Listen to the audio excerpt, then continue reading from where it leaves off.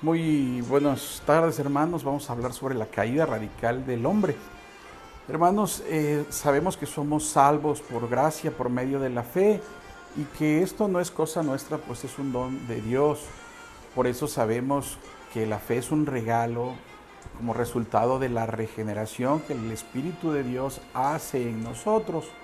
Todos pecamos. La pregunta es, ¿hasta dónde nos afecta el pecado?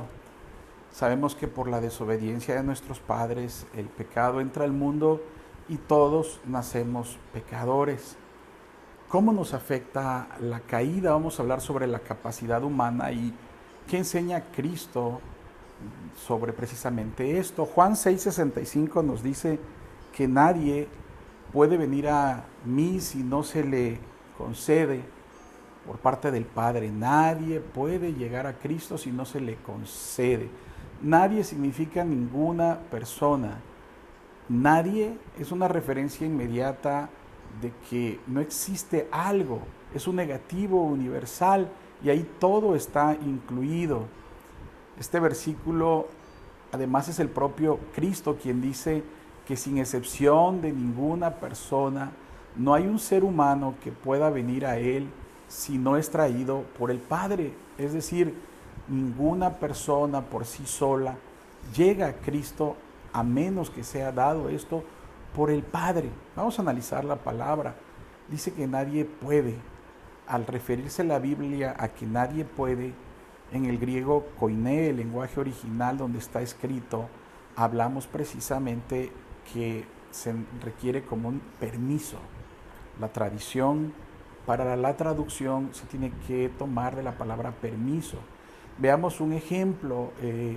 Si tú le preguntas a la profesora si puedes afilar un lápiz, de que puedes, pero necesitas la autorización para pararte y hacerlo. Puede en griego significa tener la capacidad. Por ejemplo, tú no puedes correr a 100 kilómetros por hora, nadie puede, nadie tiene esa capacidad. Entonces Jesús dice que nadie tiene la capacidad de venir a Él. Nadie tiene la capacidad de ir a Cristo por sí mismo.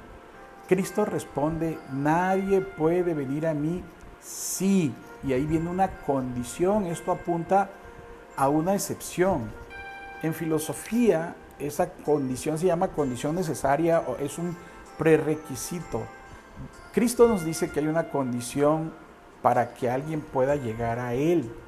Y es si el Padre se lo concede, es decir, está en un negativo. Si no se lo permite el Padre, si no le es dado por el Padre, nadie puede ir a Él.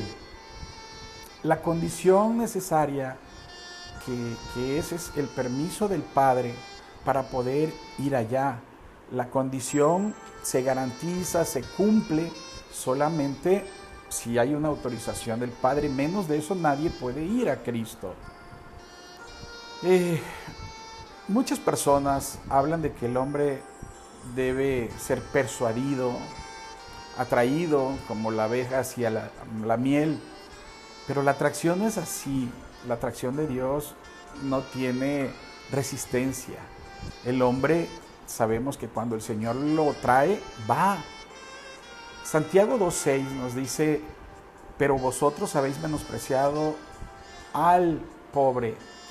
Y la palabra que nosotros debemos de ver aquí es la que se utiliza en Hechos 16:19, que la palabra original significa arrastrar hasta la plaza. Todos los traductores, cuando hablan de atraer, no utilizan el verdadero significado, que es precisamente forzado. Esa es la palabra que utiliza también el griego como término lingüístico. Quitel significa obligar por superioridad irresistible. Entonces, cuando dice que no podemos, si el Padre no lo atrae, si no lo jala, es porque el Señor lo hace con su fuerza soberana. Juan 3, si vamos a Juan 3, vemos el encuentro de Jesús con el fariseo, teólogo Nicodemo, que acabamos de ver en un devocional sobre la regeneración. Le dice, no podrás ser salvo, la condición necesaria, si no tiene que pasar algo antes, nacer de nuevo. Tiene que haber una regeneración. De pronto Nicodemo está perplejo. ¿Cómo nazco de nuevo? Bueno, si no es regenerado, no puede nacer de nuevo. Los pelagianos, los arminianos niegan la regeneración previa.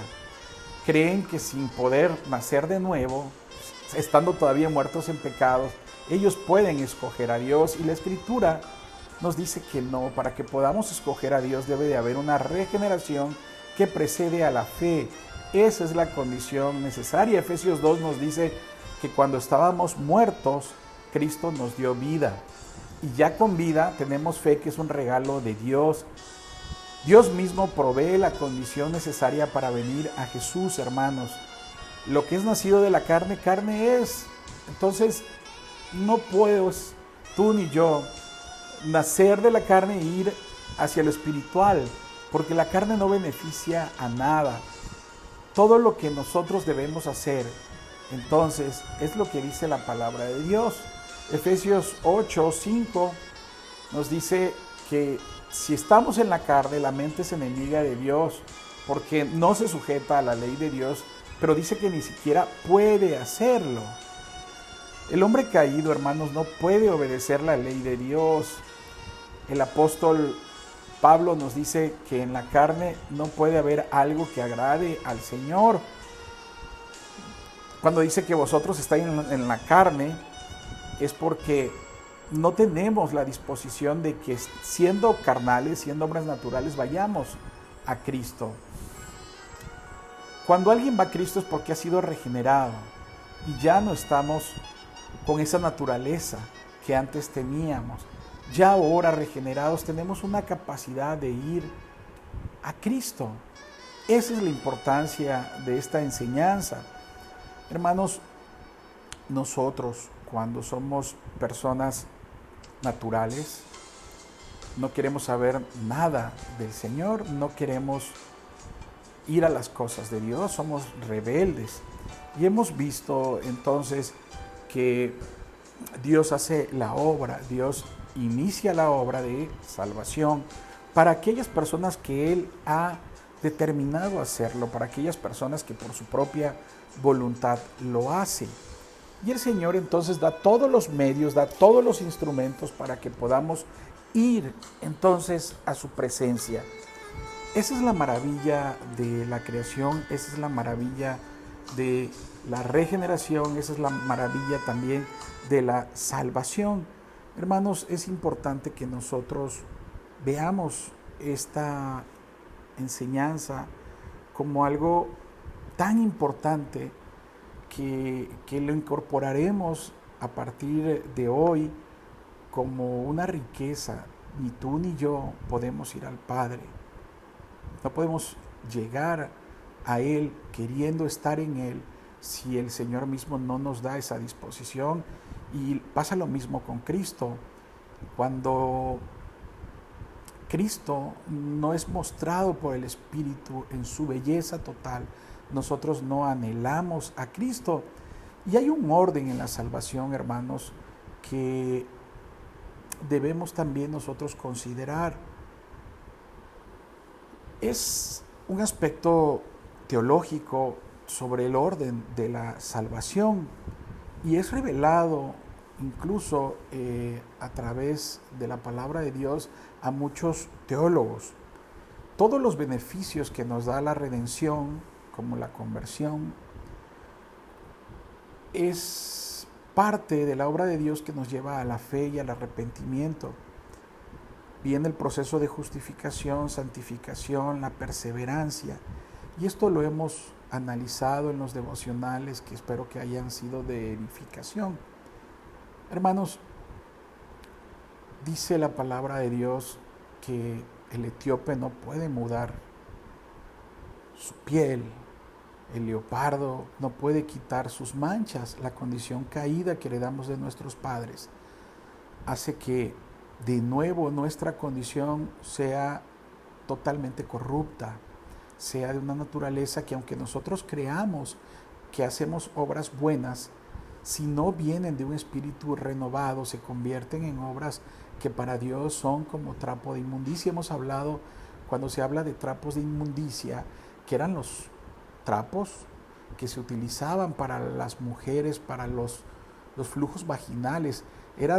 Y si considerábamos que esto era inmundicia para el pueblo, pues ya se imaginarán, hermanos, qué significa cuando la palabra de Dios es referida como trapo de inmundicia a las obras de una persona que no tiene una motivación santa. Si nosotros hacemos una obra que en apariencia es buena para los demás, si no tiene una motivación santa, una motivación vinculada a lo que el Señor le es agradable, se convierte en esa obra como trapo de inmundicia. Nosotros no podemos cambiar ni modificar nuestra naturaleza. Por eso es requerido que el gran cirujano, nuestro Señor, haga la transformación en nuestros corazones. Y entonces, ya cuando hay una regeneración, cambiando la condición caída, cuando tenemos ese nuevo nacimiento, ya no estamos muertos en delitos y pecados, sino tenemos una nueva vida en Cristo, es cuando nosotros empezamos este proceso, que es un proceso que es la salvación. Hermanos, hay una conversión realizada por el Señor, viene la fe, que como dice Hebreos, Cristo es el autor y consumador de la fe es puesta en nosotros, y puesta en nosotros ejercitamos la fe. Al ejercitar la fe, no debemos de olvidar nunca quién nos da la fe, quién es la fuente de la fe, y es entonces allí cuando viene el arrepentimiento.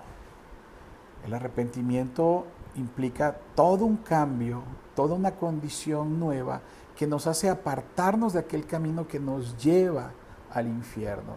Y ese arrepentimiento también sabemos que es una obra que el Señor va produciendo. Por eso dicen las Escrituras, para ver si Dios les concede arrepentimiento. Si así lo dice la palabra, es porque es una concesión de Dios para aquellos que el Señor en su presencia ha escogido. Pedro nos dice, habla de la presencia de Dios, el Señor todo lo sabe, y también las cartas de Juan enseñan eso. El Señor nos ha elegido, el Señor nos ha predestinado, es decir, ha creado un destino viendo hacia el futuro, en el horizonte que Él conoce, porque es omnisciente, porque Él todo lo sabe, todo lo conoce, y sabe que aquellas personas que Él escoge les tiene un propósito, les tiene un camino y les tiene un final. Y ese final son las promesas del Señor para nosotros. Ese camino es estar junto con su Hijo unigénito. ¿Para qué? Para que nosotros seamos hermanos y estemos glorificando al Padre. Hermanos, esto es maravilloso. No tienes tú mérito en la salvación que el Señor produce en ti y en mí. Y viene posteriormente el término justificación. Tus obras, todo lo malo que tú has hecho, merece un castigo. El castigo que es la muerte. Y esa muerte nos va a llevar indeclinablemente a un destino final. ¿Cuál es ese destino final? Pues si la paga del pecado es muerte y todo lo que es malo, que aborrece el Señor, lo manda a un lugar, y todas las personas que han sido desobedientes, que han sido contrarias al Señor, tienen como destino el infierno. Ese es el camino a donde nosotros vamos. Sin embargo, el Señor, que es rico en misericordia, dice la Escritura, por su gran amor que nos amó, el Señor hace lo inimaginable y nos salva a través de la expiación, la paga que hace su Hijo en la cruz. Así como en algún momento las Escrituras nos señalaban de un padre que iba a sacrificar a su hijo en obediencia a Dios, ahí hay una profecía de lo que iba a ocurrir más adelante. El Señor, Él determina en su misericordia dar salvación a muchos, no a todos, a muchos, a través de la sangre de su Hijo. Su Hijo paga el pecado de nosotros y nos da la salvación. La justificación es un término legal. ¿Qué significa? Que una persona que es culpable es declarada inocente. Esa declaración de inocencia el juez la da, y aquí ¿cómo podría hacerlo? El Señor no se puede desdecir, lo hemos comentado. Entonces el Señor que es el gran juez, toma los méritos de su Hijo, que es sin mancha, que es totalmente inocente, y esos méritos te los imputa a ti y a mí por su amor, y se paga lo que se tenía que pagar. El Señor no deja impune el pecado, no deja impune el castigo. El Señor paga a través de la muerte de su Hijo en cruz todo lo que nosotros deberíamos de haber pagado, y eso se llama justificación. A diferencia de la justificación del mundo legal en el día de hoy, no es que se declara a la persona inocente como no cometió ningún tipo de delito. Aquí el Señor sí nos declara inocentes y no nos impone la pena, porque la paga la hizo su Hijo. De ahí viene el proceso de santificación que acabamos de hablar hace poco, el día de ayer, en un devocional. La santificación es una obra de Dios que se ha dado en 3 momentos. En el pasado, cuando nos salvó; en el presente, el día de hoy, el Señor nos está santificando, nos está regenerando y nos está dando una regeneración progresiva, pero también en el futuro. Como vimos en el libro de Apocalipsis, el Señor nos ha santificado y tenemos entonces un destino, y vamos a llegar a ese destino sin manchas. En ese lugar ya nosotros no tendremos pecado, porque el Señor nos va regenerando progresivamente en esta vida. Y entonces esa santificación que tenemos en Cristo Jesús, que hace Dios para nosotros, es una santificación en 3 tiempos, pero que la da el Señor y la preserva el Señor. Por eso nosotros creemos en la perseverancia de los santos. Es decir, la salvación no se pierde, porque dice las Escrituras que el que empezó la buena obra la va a terminar hasta el final. Y dice también las Escrituras que nada nos puede separar del amor de Dios. Y nos dice también las Escrituras que nos ha dado vida eterna en la salvación. Juan 3:16 también nos dice, es un versículo que todos nosotros sabemos, que el Señor nos ha amado de tal manera que dio a su Hijo unigénito, para que todo aquel que en Él crea no se pierda, mas tenga vida eterna. Entonces, si el Señor Jesucristo pagó por ti y por mí en la cruz, subió voluntariamente a la cruz a pagar nuestros pecados, es para darnos vida eterna, no vida temporal. Por eso es que la salvación es una obra permanente. Y si bien es cierto, lo hemos dicho, muchos hermanos se confunden, es porque no hemos entendido que todavía estamos en el mundo, tenemos residuos de nuestra naturaleza y que todavía continuamos pecando. Hace poco yo platicaba con un hermano que confesó pecar. Bendito sea Dios, porque dice que el que no confiesa sus pecados y que dice que no peca, dice que nuestro Señor es mentiroso.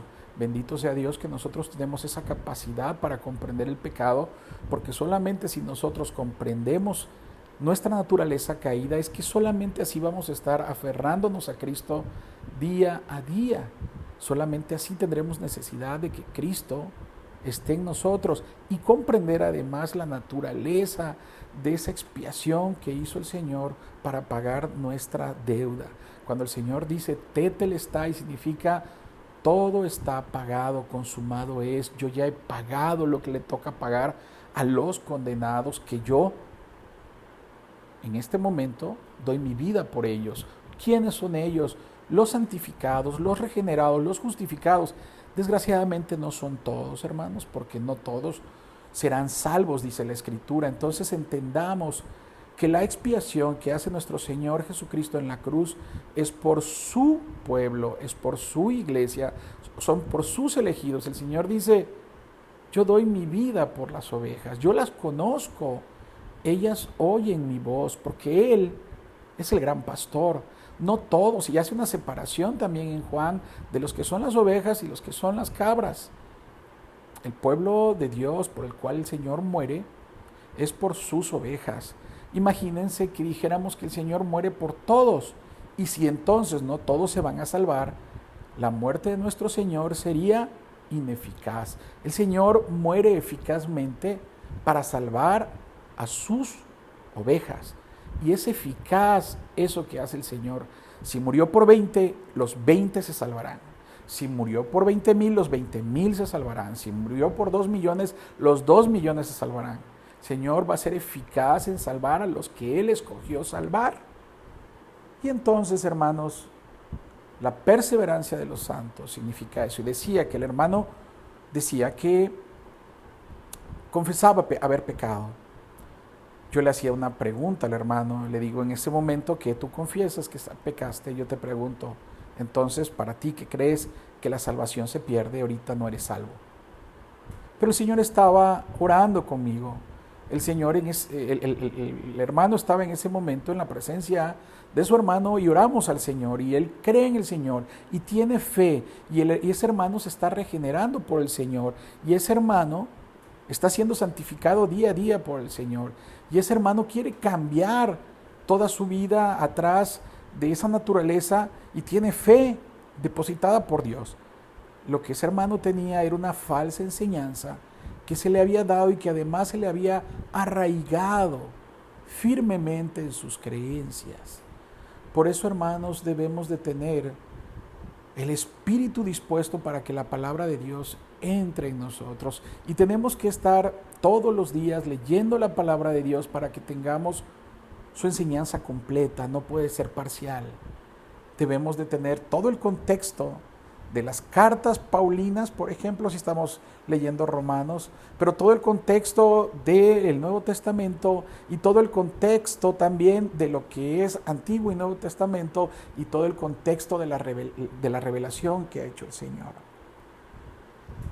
Hermanos, hablamos también en su momento de lo que es monergismo. Mono, uno, y de energía, acción. La salvación es monergista, solo le compete al Señor. Nosotros no contribuimos en esa salvación. El Señor va poniendo en nosotros la fe que nosotros ejercemos. El Señor, tenemos una libertad esclavizada. Nuestros padres originales perdieron o esclavizaron esa libertad.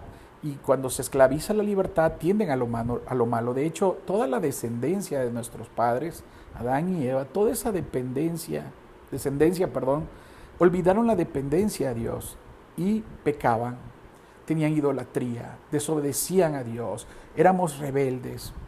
Todos esos pueblos en el Antiguo Testamento que vemos que eran rebeldes, que a pesar de que el Señor les daba la ley, ellos hacían otras cosas, que a pesar que se les manifestaba a través de auxilios cuando no tenían que comer, iban y se quejaban. El Señor nunca dejó de realizar sus promesas. Entonces, la gracia que el Señor nos da para salvación es una obra única y exclusiva de Dios. Cuando el Señor aplica la gracia a sus hijos es un momento único, es un momento excepcional, pero es instantáneo.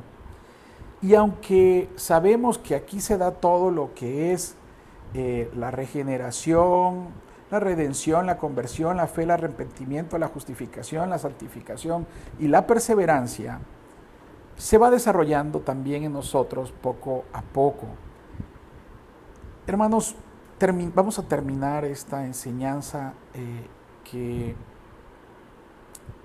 nos debe de edificar, que es maravilloso porque es la palabra de Dios. Debemos entender que Jesucristo, nuestro Señor Jesucristo, es la fuente de todas las bendiciones redentorias. Todas las bendiciones de redención tienen su sustento, su pilar, su fundamento y su origen en Jesucristo, incluida lo que es la regeneración, la justificación y la santificación.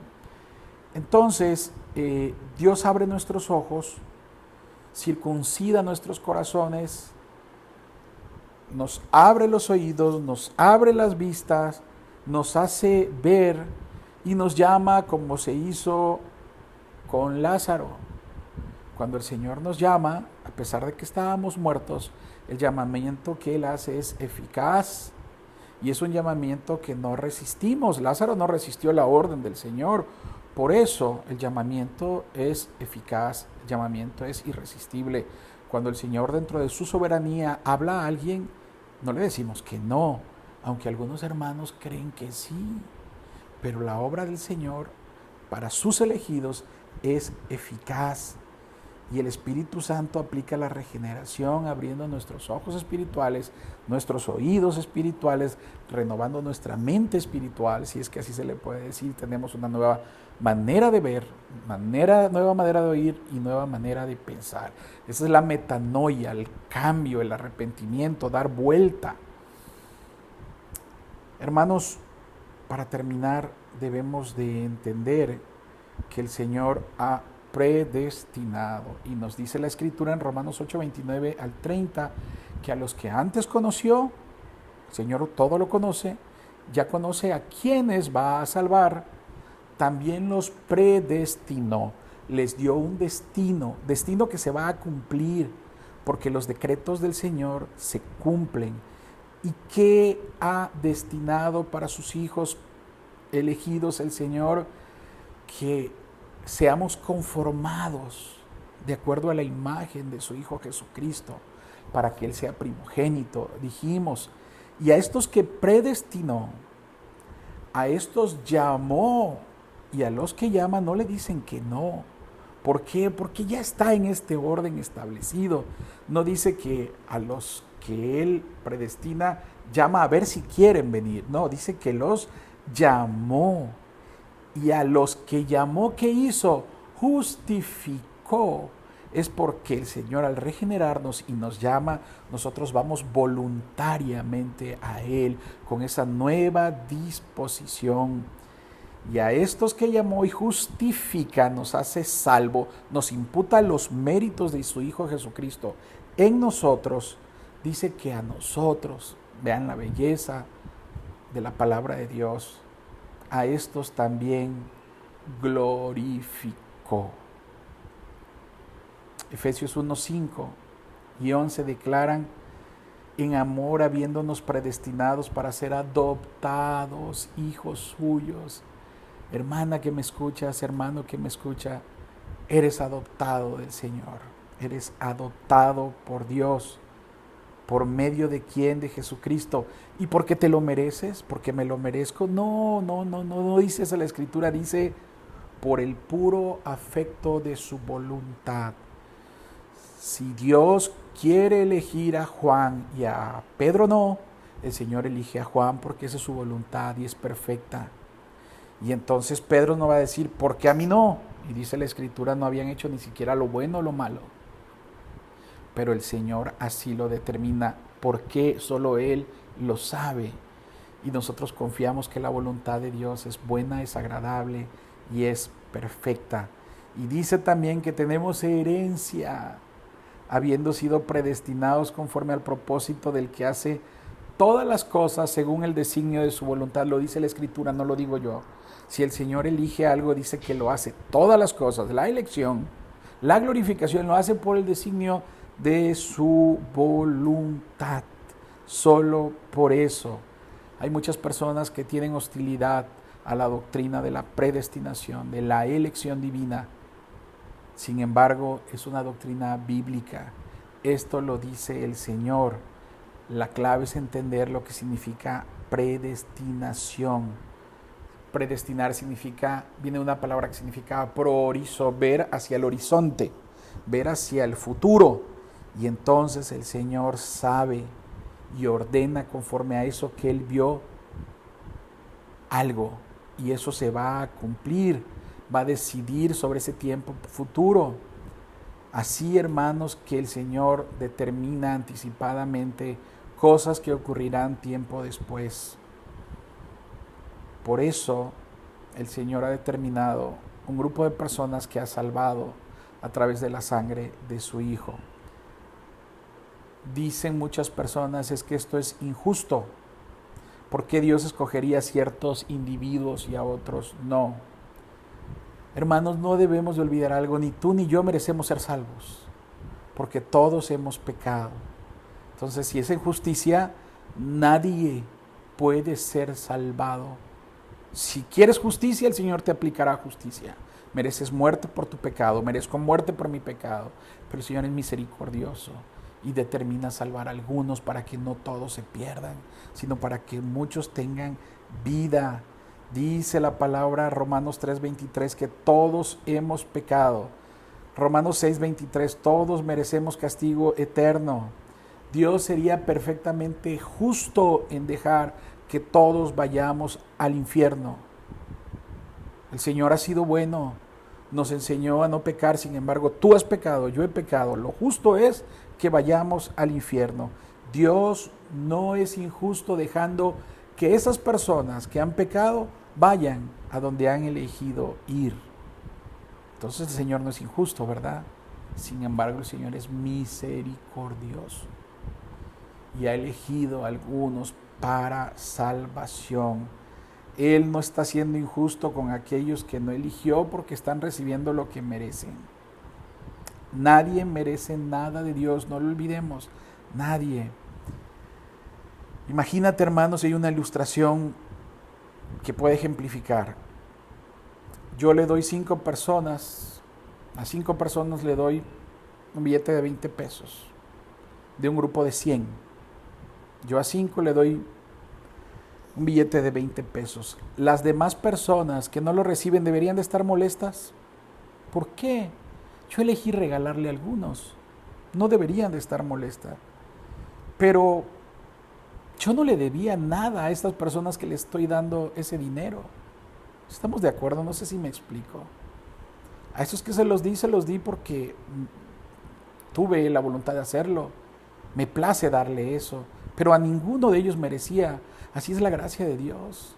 Nadie merecía algo del Señor y sin embargo Él le da a algunos por su gracia, por su misericordia. Es el Señor generoso. ¿Y a quién elige el Señor? ¿Qué hace el Señor?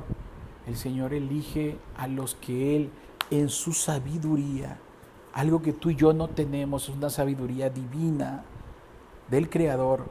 Él ha determinado las razones y los motivos, no porque tú te lo merezcas, no porque yo me lo merezcas. Entonces, hermano, demos gracias a Dios por su palabra. Espero que haya sido de edificación algo que hayamos visto hoy y pues seguiremos hablando de estos temas que considero son importantes para la iglesia. Oremos, hermanos. Amado Padre, te damos gracias por el día de hoy, te damos gracias por estas enseñanza que tú nos has dejado a través de tu escritura. Señor, te pedimos perdón por nuestros pecados, glorificamos tu santo nombre y te pedimos, Señor, que nos sigas llenando de tu espíritu.